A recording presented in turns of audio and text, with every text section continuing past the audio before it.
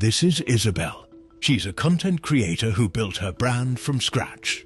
She spent over 30 hours planning, filming, and editing this reel, picked the right sound, nailed the lighting, even adjusted her post time based on when her audience is most active.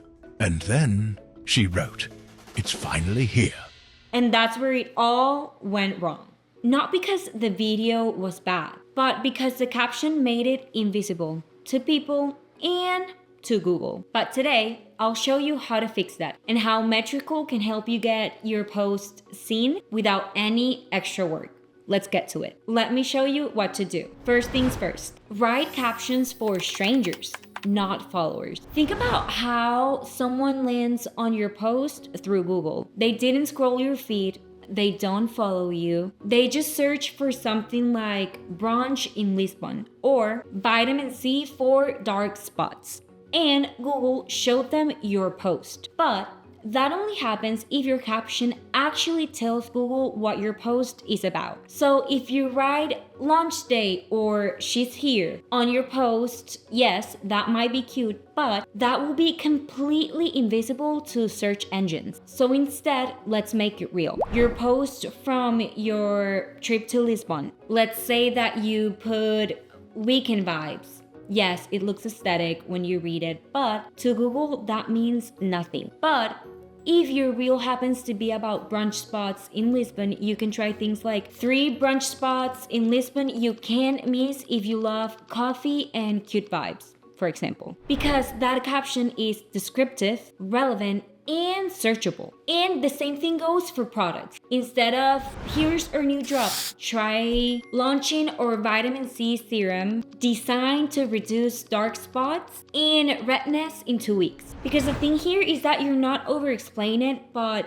you're making your post super discoverable. And yes, this actually works. If you search on Google how to use retinol, for example, or retinol skincare tips, you'll find Instagram reels from real creators sharing advices or routines on this specific subject. Or if you even try moving to, let's say, I don't know, Orlando, Florida, you can see that real estate agents and locals are sharing this type of content on Instagram. So Google will automatically show it to you because they have used those specific keywords that you're looking for. And just as I told you, this isn't hypothetical. This is happening. But the real question here is, are your captions actually helping you to show up on platforms like Google? Which brings me to tip number 2. Use keywords your audience actually types into Google. Because yes, I know that you're thinking, okay, I need to write captions clearly, but how do I do it? That's where keywords come in. A keyword isn't a trick. It's just the exact phrase someone might search when they're looking for what you posted about. So instead of calling it a skincare glow drop, because that means nothing, honestly, use a phrase like hydrating serum for dry skin. Because if you think about it, that's what someone might Google. And now, if your caption says it clearly, your post has a shot at showing up.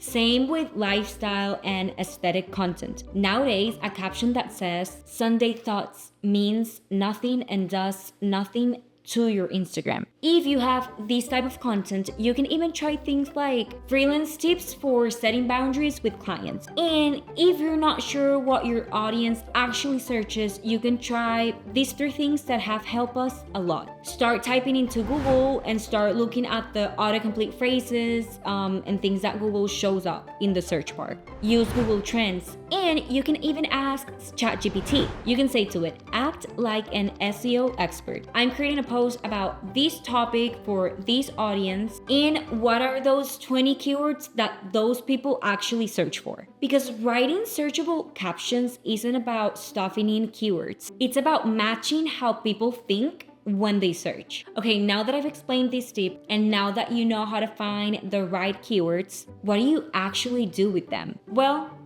on tip number 3, I have to use those keywords naturally in all the right places. So where do you actually put these keywords? Well, Instagram and Google don't just look at your caption. They also pick up on what you say in the voiceover, the text you show on screen if it's a video, your alt text, and even comments under your post. That means you don't need to stack 10 search items under your caption or your comment box, because that might look spammy and it won't actually help. Instead, I would recommend to pick 1 to 3 keywords and use them naturally where you see they fit. So that means you can put them in your caption, you can put them in your voiceover, you can put them in the alt text, and even on screen text. And here you have to think that you're not trying to game the system. You're helping it understand what your post is about. And as I commented before, but you probably don't know what it is, there's also one more place that Google looks at, and a lot of people don't actually know about it or don't pay attention to it, and that is the alt text.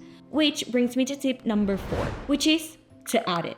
Add the alt text. Alt text was originally created to help blind users understand images online, but somewhere along the way, we started using it for algorithm instead. Things like a picture of our product launch for engagement purposes, or smiling person, keywords, smiling, success, marketing, and happy. Do you see how those words are not helpful and very generic if you put them into an image? So you might be wondering what actually works for your alt text. I would say that if you write a clear and honest description of what's in the image, you've nailed it. For example, flat lay of a vitamin C serum with oranges and lemons. That is very descriptive to the image that we're using, and that is helpful not only to your audience but to Google as well. And let me tell you that if you skip alt text, Instagram might generate it automatically for you, and this sucks because they generate things like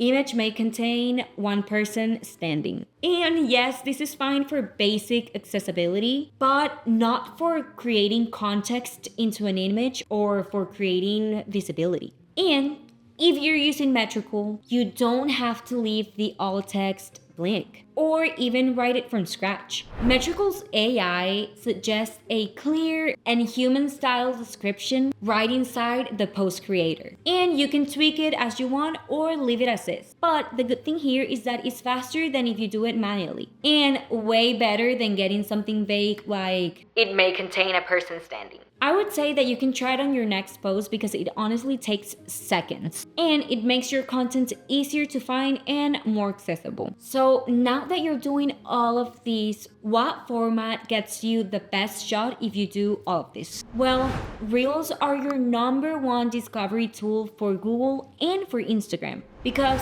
if your goal is to reach more people, Reels give you the best shot at it. According to Metricool's Instagram study, Reels get more than 11,000 average impressions. And that is far ahead of carousel images and even stories. And here's the bonus. Reels are also the only Instagram format that consistently shows up in Google's short video results, alongside TikToks and YouTube Shorts. But does that mean that you have to stop using carousels? Nope, not at all. They're still great for engagement inside the app. So as you see, Reels give you the reach, but to actually earn the click, your content has to visually stand out. Which brings me to my last tip, that is, you have to design your content to stand out, yes, on socials, but also on Google. Because think about it, when your post shows up on Google, the first and only thing that people see is a mini picture of your reel or your post.